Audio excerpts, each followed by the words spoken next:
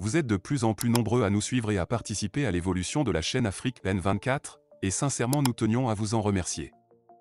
Nous lisons tous vos commentaires qui enrichissent le débat et vraiment nous vous demandons de nous soutenir, en aimant les vidéos pour une large diffusion, et pour continuer à avoir une ligne éditoriale indépendante, et vous proposer de nouvelles émissions toujours de plus en plus enrichissantes. Ne restons pas passifs, soyons actifs. Merci et à bientôt.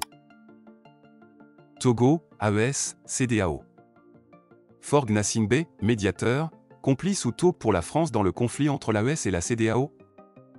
L'officialisation de l'Alliance des États du Sahel, AES, a bouleversé l'équilibre géopolitique en Afrique de l'Ouest, accentuant les tensions avec la Communauté économique des États de l'Afrique de l'Ouest, CEDEAO. Face à ce climat tendu, Faure Gnassingbé, président du Togo, adopte une posture ambiguë, il se présente comme médiateur, tout en entretenant des relations cordiales avec les régimes militaires membres de l'AES. Cette double posture soulève de nombreuses questions, non seulement sur ses véritables intentions, mais aussi sur son rôle potentiel de taupe pour la France dans ce conflit complexe.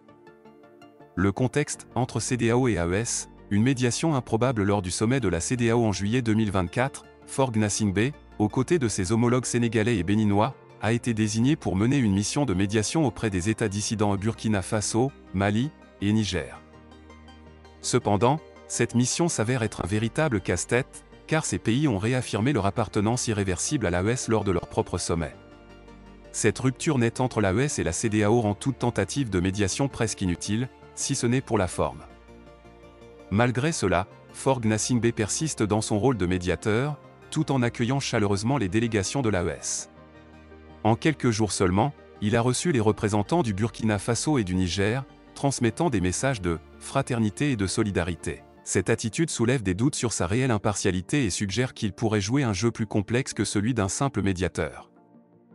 Faure Gnassingbé, un allié de l'AES sous couvert de médiation? Depuis les premiers coups d'État militaires au Mali, au Burkina Faso et au Niger, Faure Gnassingbé s'est démarqué de la position de fermeté de la CEDEAO. Contrairement à d'autres dirigeants ouest-africains qui ont condamné ces régimes militaires, le Togo a choisi une approche plus nuancée, refusant de dénoncer ouvertement ces coups d'État. Au contraire, la diplomatie togolaise a embrassé le discours panafricaniste des militaires, une stratégie qui a permis à Gnassingbé de se positionner en interlocuteur privilégié de ces régimes. Cette proximité avec l'AES pourrait être interprétée comme une tentative de renforcer son propre pouvoir en jouant sur toutes les cordes.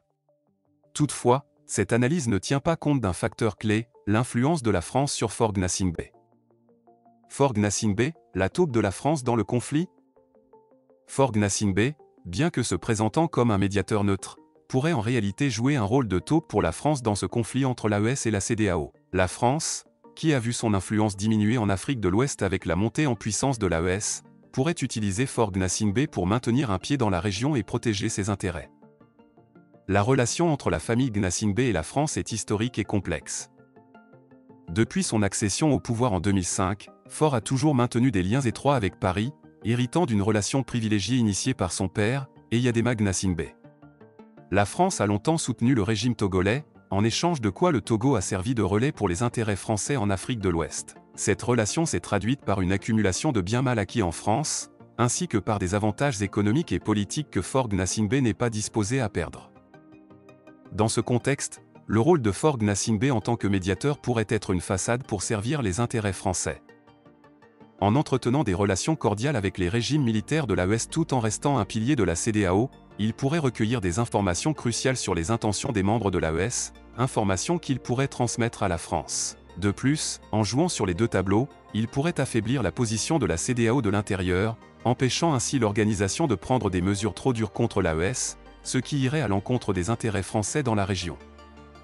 Cette hypothèse n'est pas farfelue si l'on considère que la France a toujours cherché à maintenir son influence en Afrique de l'Ouest. Faure Gnassingbé, en tant que dirigeant d'un pays dépendant de l'appui français, pourrait voir dans cette situation une opportunité de consolider sa propre position tout en assurant la protection des intérêts français, notamment ceux liés à ses propres biens et avantages acquis en France.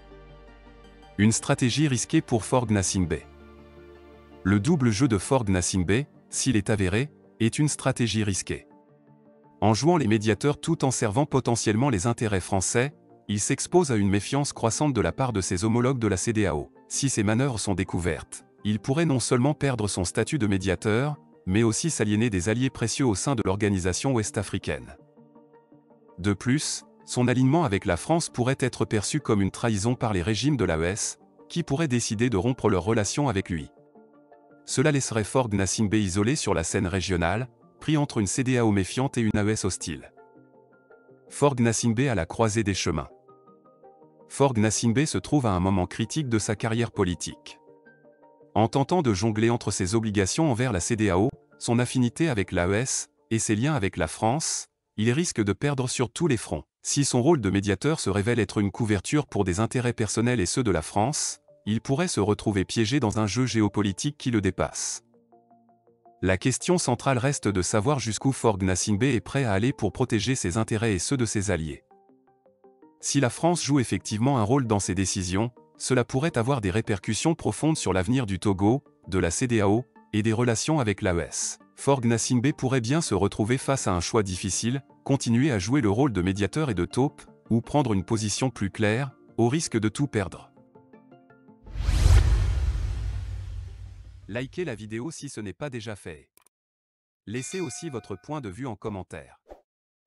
Abonnez-vous et cliquez aussi sur la petite cloche de notification pour ne rien rater de nos prochaines vidéos. N'oubliez pas de partager aussi la vidéo et de la liker.